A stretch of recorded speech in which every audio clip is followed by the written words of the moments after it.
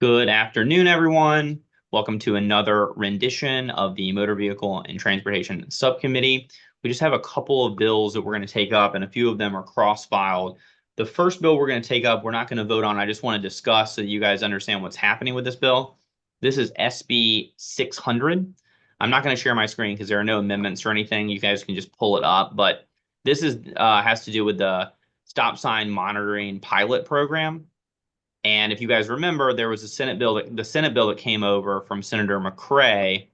We also had added a couple of different jurisdictions to the stop sign pilot program on the House side. As it stands now, it appears that there are some individual legislative districts that are not currently part of this pilot program because they're not in Prince George's County that want to be added to the pilot program. And right now we're working out details about which legislative those districts are and what are going to be the rules surrounding them. Right now, our candidates appear to be District 46, where it's the Senate President, the Chair, Chair Clippinger, our own Chair, Robin Lewis, and Delegate Mark Edelson. We have a letter from them. They want to see a cap of 4 cameras in Legislative District 46, but they want to be added to the pilot program. We also have District 45, which is Senator McCray and Delegate Addison's district. And I think Senator McCray's would rather not see any sort of cap, but I think that just given the tradition of the subcommittee as well as the cap that we instituted in Prince George's, I think we are going to do some sort of cap in all these legislative districts because I don't want to treat them differently. I want to make sure that if the rules apply to one legislative district, they're applying to all of them. So Delegate Addison, if you would be so kind as to help us out before we vote this out, and if you can, I know that obviously Senator McCray supports this, but if you could maybe try to arrange your other 2 delegate colleagues to send the subcommittee a letter expressing the whole team's interest in having District 45 participate, that would be fantastic. And then I think we have a letter from District 20 about the interest of the city of Tacoma Park to also be part of the pilot program. So anyway, Patrick is working hard to try to make all this work in a way that's both consistent with how the subcommittee has always operated and also consistent with the wishes of the teams that want to be part of this. So we're not going to vote that today. Just wanted to update you guys on what was happening there and update the public because I know there's been a lot of interest in the stop sign monitoring pilot program that Delegate Healy has so kindly thrust on the state. Now, okay. Any questions or comments on I that wanted to update? do it statewide in the first place. Okay. We're going to move now to Senate Bill 101. This is the aggressive panhandling issue that we discussed at some degree of length yesterday. And as a brief recap, I expressed my opinion based on at least one Attorney General letter, as well as just kind of my own reading of the case law in both the Fourth Circuit and the Supreme Court, that really the Supreme Court hates these rules regulating panhandling. They're like on really thin constitutional ice.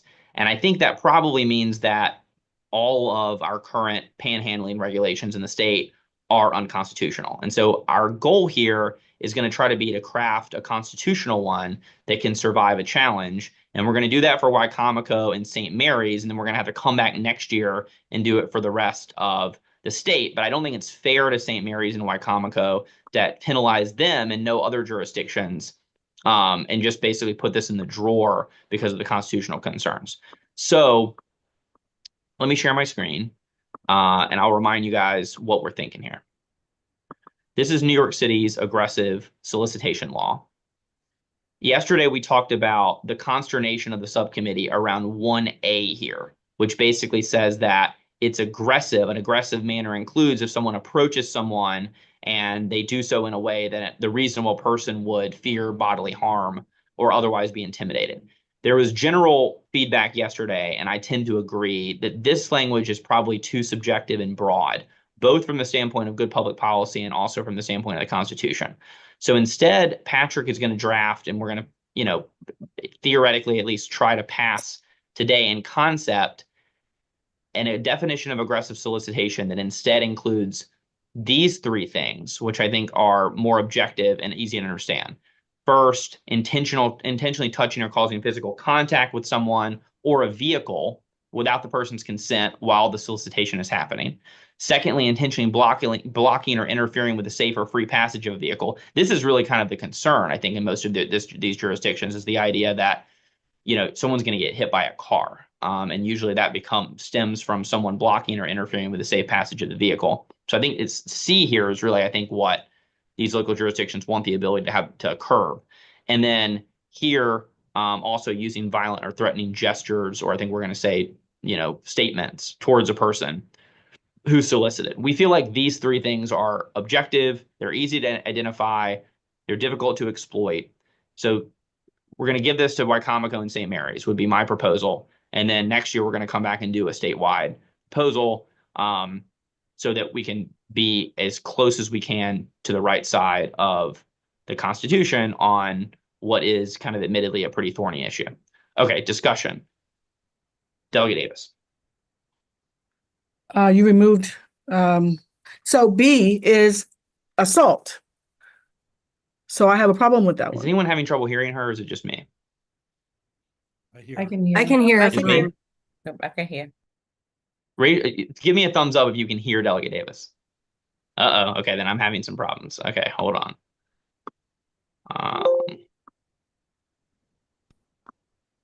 Okay, can someone say something else?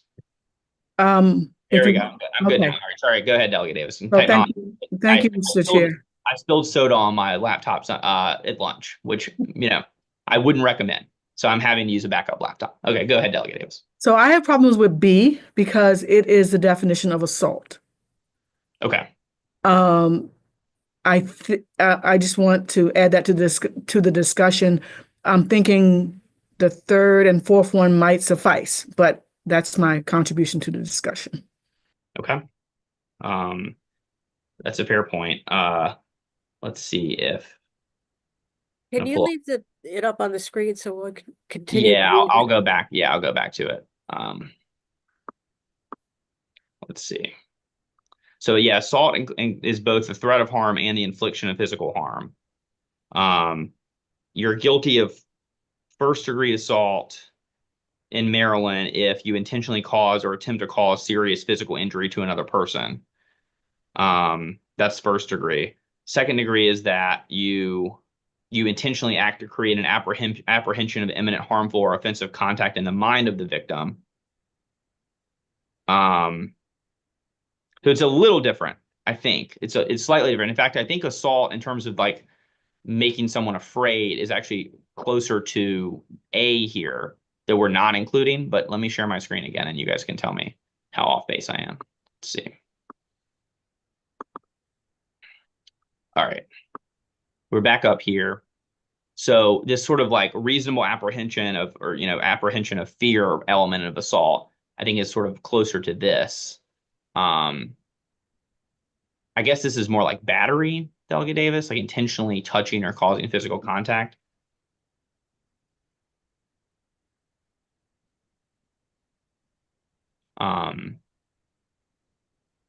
And battery obviously is a form of assault. Yeah, it's unlawful and unwanted physical contact or use of force against another person. So yeah, this would basically be like a battery while you're soliciting someone. So, but I guess to your point, Delegate Davis, if localities already wanted the ability to stop that from happening, they could just charge people with battery.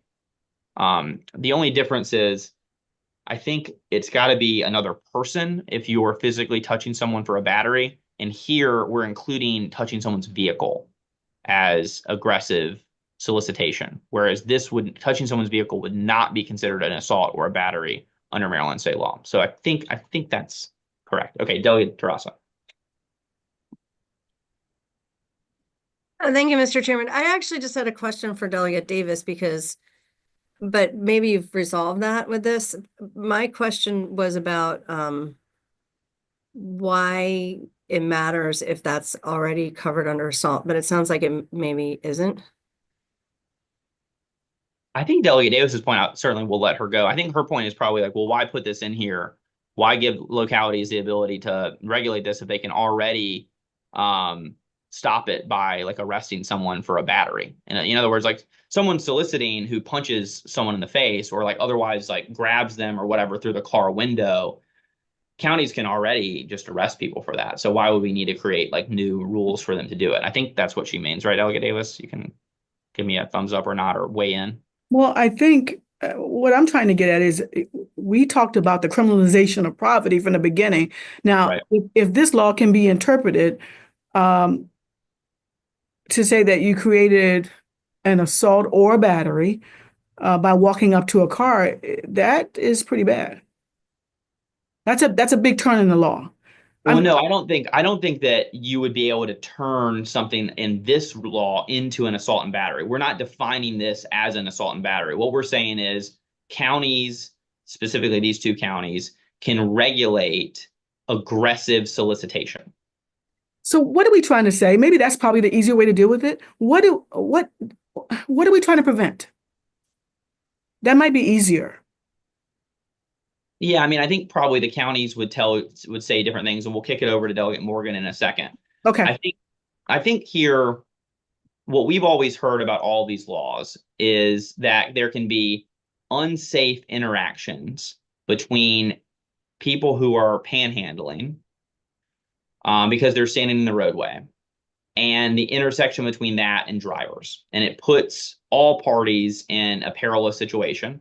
And because the conduct does not rise to the level of criminality generally, counties want to have the ability to, if I think they wanted to have the ability for anytime someone is out soliciting at all, to be able, like on a public median, to basically be able to cite them for this and to tell them to stop doing that. The Supreme Court and the Fourth Circuit seem to have teamed up to suggest that that kind of broad discretion to just cite, give people criminal citations or civil citations or whatever for standing in a median interacts perilously close to the First Amendment and is subject to therefore strict scrutiny analysis.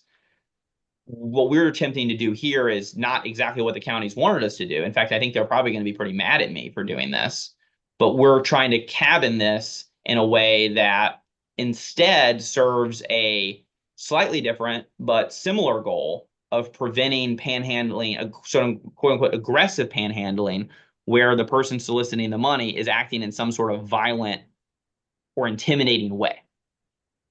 That's what we're trying to, that's, I think, the idea here. Delegate Ziegler. Thank you, Mr. Chair. So I had a couple of things. The first thing is for the future, not for this current bill, but I think it's just something to think about. And that is in B, of course, that would also be people who clean your windshield without you wanting them to. And I know there's a whole history of attempts to deal with that in Baltimore City, which I'm not familiar with, but I think it's just something to flag, to be careful about. Yeah. Should we say.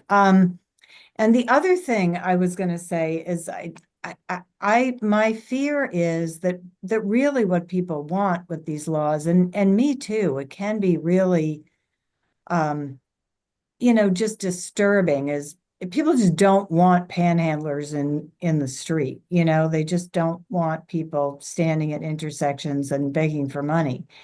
And really, I'm not sure there is a way to craft. I mean, obviously you can't, I'm not sure there is a constitutional way to craft a law like that. I think that the assault thing, as Delegate Davis said, already exists. And then I'm also thinking that in many cases where I live anyway, it's somebody who needs mental health or substance abuse help of some kind. So it's not that, they're not necessarily trying to be aggressive. They're just off their rocker. Right. Yeah. I think that's all good points. I do think with B, we probably should be careful about wading into this whole squeegee, kid debate that I know, sort of tore Baltimore apart, to a large Baltimore City apart, a few years ago. I think that's a great point. And yeah, in general, it's tricky, right? Because I totally understand that local jurisdictions would want to just stop this entirely. It's just not a good arrangement to have humans no matter their social class, no matter what they're there for, to have humans interacting with vehicles in this way is just, it's a toxic brew. At the same time, the Supreme Court has kind of hemmed us in a little bit about what they're saying that we can do about this social problem. And of course, the root of homelessness and poverty or whatever won't be solved by this anyway. But yeah, it's thorny. Delegate Morgan, can you provide some clarity for us? Yeah, I'll use St. Mary's in Coward, for example. And I had given Vaughn the AG opinion from February of a year ago when we collectively passed HB 766, and they found that, you know, I'm not a lawyer, but they said that they thought that, in my view, HB 766 is constitutional, which then we added Calvert County to the list. Using St. Mary's, for example, it's a little bit different than Calvert, but we were having the issue on major state highways where major state highways intersect each other. And we have, for sake of argument, we got 4 corners, and on 3 medians on any given day, one person is standing on each median with their hand out. Now, we were able to sort of tamp it down a little bit on the local roads by putting up a sign. We discourage panhandling. If you'd rather, we'd prefer you donate to dial 311 and make your donation online, and it will serve a multiplicity of people. However, the county attorney did not feel that we had any jurisdiction whatsoever on major highways, which has now precipitated into this bill because the panhandlers are on those 2 intersections 7 days a week and a couple other intersections, but they are the 2 or 3 busiest intersections in St. Mary's County. And then I go down to what you were looking at, Vaughn, there, paragraphs A, B, and C. We're looking at number 2, solicit, ask, or beg, or include in the spoken blah, blah, blah, blah. Y'all can read as well as I can. So that's where St. Mary's County was sort of coming from, to be able to parallel on the other ones that I'd be willing to bet why Comico is saying somewhat the same thing. So that's my 2 cents on this. But Yeah, I think that's anything helpful. we can do, I'm willing to go along with.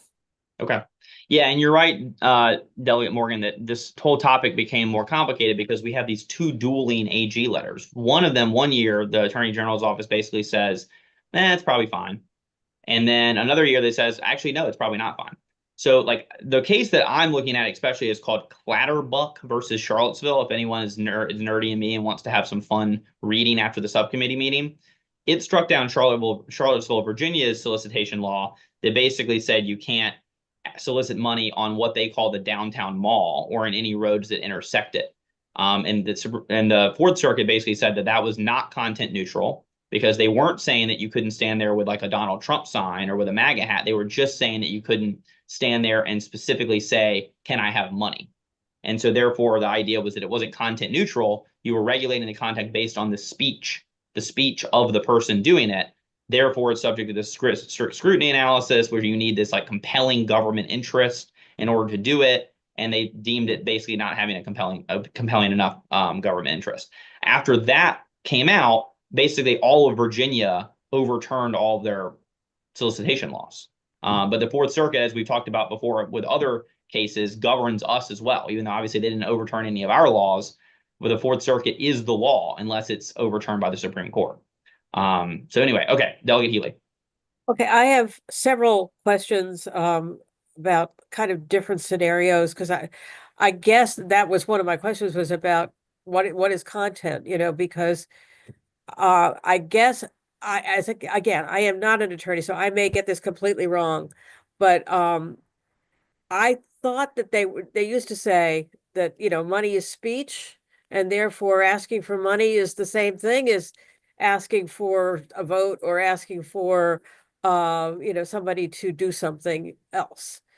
So I guess if these bills only deal with money, does that make it a different kind of thing than if you're regulating? Also, soliciting money, is that the same thing as trying to sell flowers? Or is it is it an individual, like a panhandler, or is it like if you have a basketball team that's trying to raise money to go on a trip? and they have kids standing in the median strip with buckets to toss money into, or the volunteer fire department with the boots they used to do. I mean, I don't know the range of what we're trying to deal with here. So generally, the other local jurisdictions have adopted some have allowed like a licensing regime so that they could choose like who can solicit and who cannot. The counties we're talking about here basically don't discriminate based on whether you're the fire department or whatever. And so it's just writ large solicitation. To answer your other question, the Supreme Court is basically, and I'm not a First Amendment lawyer, so I mean, take all this with a little bit of a grain of salt, but there are essentially two types of laws under the First Amendment around speaking in a public setting, right? Like public forum rules. The one that the Supreme Court doesn't like is content-based restrictions. They do like content-neutral restrictions. Sometimes content-neutral restrictions are called time, place, and manner restrictions. So in other words, the Supreme Court has generally allowed a city to say that, for example, you can't loiter or stand around or whatever between 4 and 5 a.m. on Lawyers Mall. That's a time, place, or manner restriction. But what they don't like is if you say you can stand on Lawyers Mall between 4 and 5, but only in favor of labor unions or in favor of abortion rights. If you're coming there and you have gripes with the changes that the state has made to the prescription drug program, then actually, no, you can't come between 4 and 5 then. That is a content-based restriction that the Supreme Court has generally always struck down. The surprise about 10 years ago, and with these cases around panhandling, is that the Supreme Court held that saying that someone can't ask for money is content-based, because you're saying that someone could stand on the side of the road and say, hey, can I have a hug today? Or someone can stand on the side of the road and it's okay if they say, hi, hope you have an amazing day, hope the subcommittee goes well. They're saying that's fine. But you can't stand on the road and say, will you give me $1? And so since you're allowing that type of content, the first kind of content is A-okay, the second type of content out of their mouth is not okay, then it's content-based. And so therefore it's subject to what's called a strict scrutiny analysis, which basically means you lose. Once you're subject to strict scrutiny on anything, you lose. And it's unconstitutional, and we're overturning you. So the surprise in this whole panhandling space was that the Supreme Court held in this like town of Gilbert case that panhandling rules are basically content-based and not content neutral. I don't know if that's helpful. It's Okay. much more complicated. I'm trying to give like the second grade version. Yeah. Okay. Well, last thing I want to say about this is one of the things I've seen, and the thing that really scares me the most is when you're stopped at a stop sign or stop light where there's a big intersection, and people are walking up and down between the rows of cars, trying to sell you flowers or ask you to donate, give them money or food or something like that. And sometimes they're just asking for food because they're hungry. And so it's like there's a whole range of stuff that people do, but the most dangerous is when they're actually not on the median strip, but when the vehicles are stopped and they cut in and out on the roadway where the vehicles are. And that's what I think really the dangerous thing, but I don't know. That seems like that should be easier to regulate. Say nobody can do that. Nobody can go walking up and down the aisles in the roadway. But I'm not sure about standing on a corner or standing on a median strip. Right. Yeah, I mean, we already have laws about entering the roadway, right, Okay. Patrick? I mean, we already say like don't go stand in the street or whatever, right? Like this is like the corollary to jaywalking, right? Like, yeah, you can't just go in the road, right? So like that's already not allowed. The problem is folks are standing in medians, and there's no law against that, and it's a public forum. So yeah, this is not our least complicated set of issues, folks. Delegate Jacobs. Thank you. Listen, in talking with Wycomico issue, I know in talking with the sponsor down there that it's more of a public safety issue, and that they stand in the medium and solicit for whatever reason. And in at least one case, in one area where it's a turn lane, they say when tractor trailers make that turn, that basically they could mow the people down because of the trailer when it makes that turn, that it's a public safety, it's a danger issue. And that's their biggest concern and why Comico was public safety. Rather than getting all weedy about what you can do and what you can't do, it comes down to basic public safety in the case of why Comico, from what I understand. If Yeah. that's No, that is helpful. That is helpful. Okay, so I think we really sort of have the main decision I think we have before us. I'm just going to share my screen one more time. I appreciate everyone's thoughtfulness on this. We do have to jump off for I think the next subcommittee meeting is maybe at 2:30, and we may have to lose Todd to environment, I believe.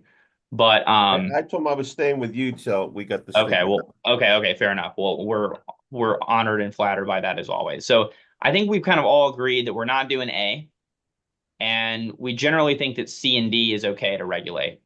And I think the question that we really talked about here is B, whether or not it makes sense to ban, to include this in the definition of aggressive manner, both because it's kind of already included by assault or battery, and secondly, because since we're having this occupied vehicle situation, which is not covered by assault and battery, but does get into this kind of squeegee problem that maybe we don't really want to touch, with like 6 days, 5 days left in session. So I guess, my question would be to Delegate Morgan, since this all is partially his bill, and of course to Delegate Jacobs as well, because it is his area. Are you guys think that your local jurisdictions are going to get enough juice out of C and D here if we didn't do B? Basically, do we think that the folks who people are concerned about here are intentionally blocking or interfering with the safe or free passage of a pedestrian or vehicle by any means? And do we think that they're using violent or threatening gestures? If the answer is yes, then maybe we're comfortable with just C and D being defined as aggressive, and we'll roll with that. If you think that we're getting any extra juice because people are intentionally touching people's vehicles, but they're not doing the other two things, then maybe we need to have a more full-throated discussion about whether we need B. Does that make sense before I call on Delegate Morgan? Okay, Delegate Morgan. So I think that, quite frankly, I'm going to go back a little bit here, and I'm not a lawyer either, as Delegate Healy said. I think they're not going to feel they're getting enough juice out of this thing. So I would suggest, if we could, we amend the current bill, knowing next year we're going to come back, because I think it's hard to have a solicitation that 2 counties have one set of rules and 4 counties have another set of rules. So if we all have one set of rules, and then we're coming back next year, and we make everybody has to play by the same set of rules for all 27 counties in one city. That's just my 2 cents, but it's up to the committee. Okay. I appreciate that. I mean, I think I totally get that. I think that if I were you, Delegate Morgan, that would be my position too. The tricky thing is, I think that if we did do that and we just kind of passed the original bills, I think we would be pretty much blatantly passing something that I think is unconstitutional. And I mean, yeah, I'm a lawyer. I'm not a very good lawyer. I did read all these cases. That doesn't make me like the end all be all. It is definitely true that the AG in at least one of these letters thought that it was probably okay, right? So I get that. That's my consternation. Any other thoughts on this situation about B versus no bill versus original bill? Delegate Jacobs. I think that I agree with B and C as far as what Comico goes, and in talking with the sponsor of the bills there, in trying to address their problem. And if next year, there's thought of possibly doing something that's statewide, that gives us much more time to deal with it. And in that way, you got a year to see if this one works with B and C. Or C and D, you mean? Or C and D, I'm sorry. Yeah. Okay. And that's my opinion on it. Okay. I mean, we're definitely going to have to do this next year either way.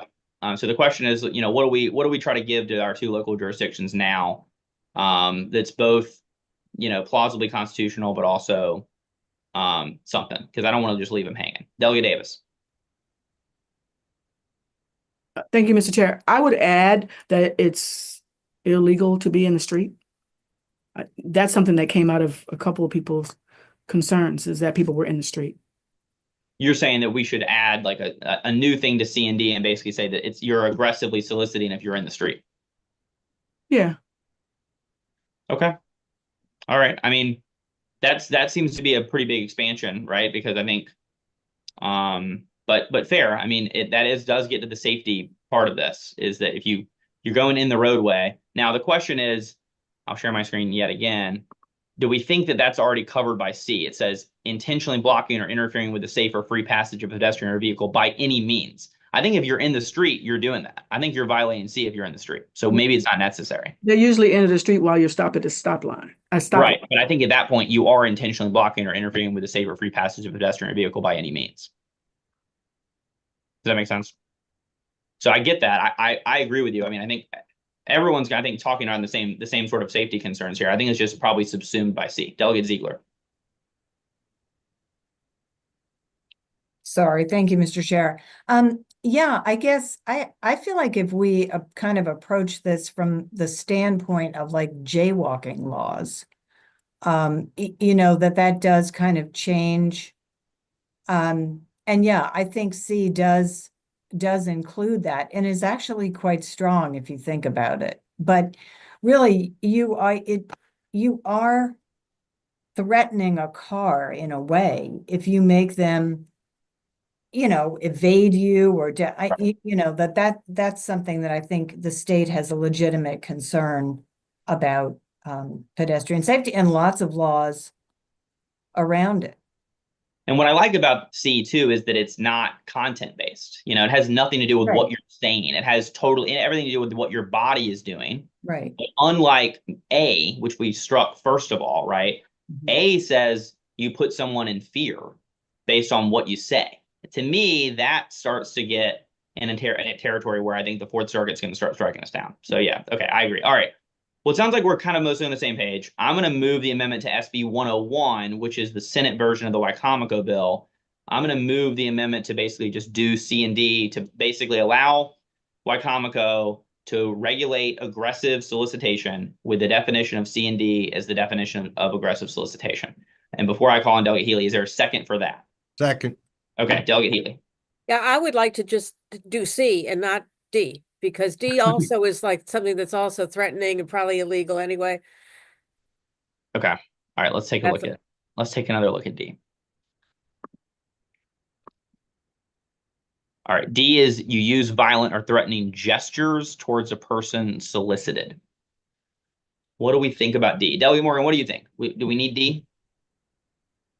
No, I don't think I personally don't think we need D. I haven't ever seen any in St. Mary's or Calvert for that extent. They ain't seen anybody being violent. They just don't want people coming up and whacking at them or, you know, putting the hand out or say, you know, I've been sober for a year now, or, you know, like lost 3 kids and I'm the only one left, blah, blah, blah.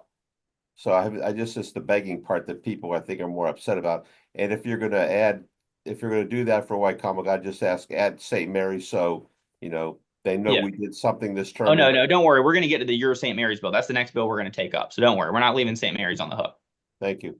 Okay, great. Delegate Terrazzo. Thank you, Mr. Chair. I think we need D. I'll say that we've had a number of experiences in Howard County, and I'm less concerned with people.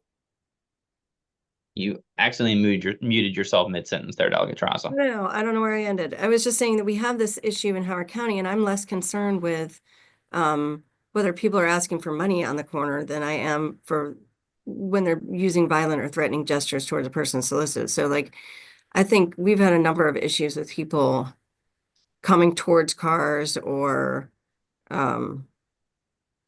threatening. I don't know. I don't know. I kind of like D in there. Okay. All right. Delegate Addison. I would keep D.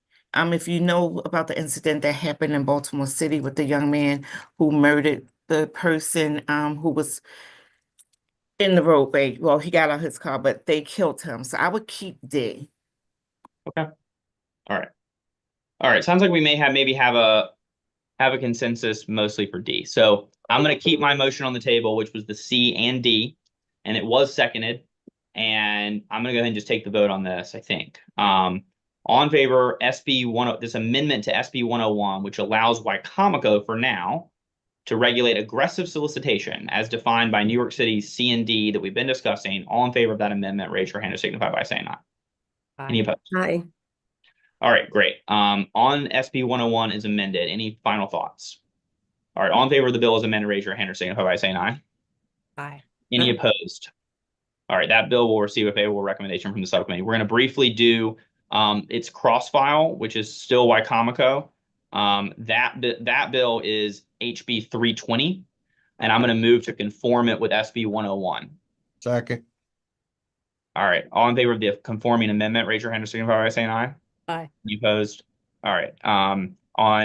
On the cross-file HB 320 as amended, I'm going to move favorable. Second. All in favor of SB 320, raise your hand or signify by saying aye with the Senate amendment. All right, that bill also, both the cross-file and the Senate bill will receive a favorable recommendation. I'm going to move to HB 460, which is the same bill, but in St. Mary's. I'm going to move a conforming amendment to the other ones we did. The only change being that we're talking about St. Mary's now instead of Wycomico. Is there a second? Second.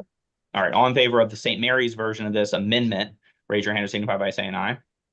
All right, the amendment passes. All in favor of final as amended HB 460 for St. Mary's, raise your hand or signify by saying aye. All right, any opposed? All right, that will also receive a favorable recommendation. So we got both counties out. We just got one more bill we're going to talk about, HB 1520 and its cross-file, which is SB 1030. We just heard these. This is from our good friend, Delegate Stein, and I would just kick it over. I'm kind of tired of talking, so I'm just going to kick it over to Patrick for a second and ask him to talk about lights on vehicles.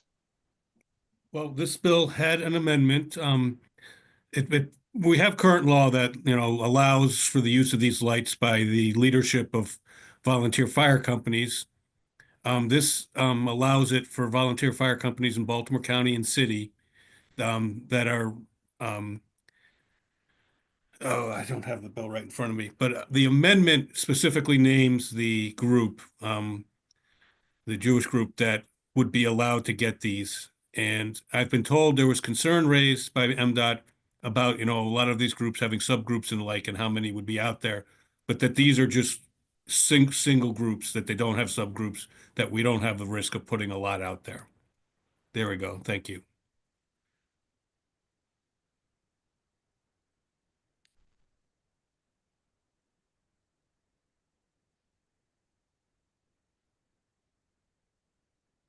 All right, sorry about that. So correct me if I'm wrong, Patrick, but the sponsor has an amendment to this that he mentioned at the hearing that would name this, as you said, a Jewish volunteer emergency medical services nonprofit itself as one of the entities. Is that right? Correct. Okay. And do we have the name of that entity? Yes, I do. I just found Okay. it. I just want to be clear what we're voting for. Under the commercial ambulance service license held by Hatzalah of Baltimore. Okay. Got it. And so the amendment basically just clarifies that that's who we're talking about. Correct. Okay. Got it. So yeah, we're basically talking about nonprofits being able to use lights on their vehicles so that they can do things we want them to do, like save lives. That's basically what the bill is. Any thoughts? This is just the city and the county. This is a local bill with two abutting jurisdictions. Okay. Delegate Morgan. As far as I'm concerned, if the local people are happy, this local legislature, let them have it. All right. Great. I appreciate the sentiment. I know, Delegate Morgan, you wish I would have abided by that moral a little bit more on the previous bills, but we did the best we could. Delegate Guyton. Yeah, these are really important issues in part of Baltimore County and Baltimore City. So I heartily support this bill. Okay. Delegate Guyton, sounds like you might be moving the amendment then. I'm happy to do so. Move favorable on the amendment. Great. All right. So the amendment that we discussed about the group in particular has been moved and seconded. Seeing no further discussion, all in favor of the amendment from the sponsor, raise your hand or signify by saying aye. This is the House Bill 1520. Any opposed to the amendment? Yes. All right, amendment passes. I'll move the bill as amended. Is there a second? Second. Okay, all in favor of HB 1520 as amended, raise your hand or signify by saying aye. Aye. All right, any opposed? All right, that bill will receive a favorable recommendation. Last bill is the cross-file SB 1030. Has this been amended already, Patrick, or we need to add the same amendment? I believe we need to add the same amendment. Okay, I'm going to move a conforming amendment. Is there a second? Second. All right, all in favor of the amendment, putting it in the same posture as the cross file, raise your hand or signify by saying aye. Any opposed? All right, SB 1030 as amended, I'm going to move favorable. Is there a second? See, Doug and Addison seconded. Okay, all in favor of SB 1030, same posture as amended, lights on vehicles, raise your hand or signify by saying aye. All right, any opposed? That will receive a favorable recommendation as well. That concludes our business for today. We will meet at least one more time, maybe even two more times, but Patrick's going to close us out. What did I mess up? You didn't mess up anything. We did need the amendment on the Senate bill. Okay. If you could send me the New York law, I've only ever seen it on the screen. Okay. Yep. I got appreciate it. that. Yeah, we'll And, fix that. And we'll send out that language for everyone too before we do a full committee voting session, just so you guys know we didn't mess that up. And then Delegate Addison, remember, we need your letter on Senate Bill 600. Yep. Good recommendation. Yep. Or good reminder. And we'll take up that stop sign stuff the next time we meet. All right. Appreciate y'all. I know we went a little longer than we normally do. Appreciate y'all. See you soon.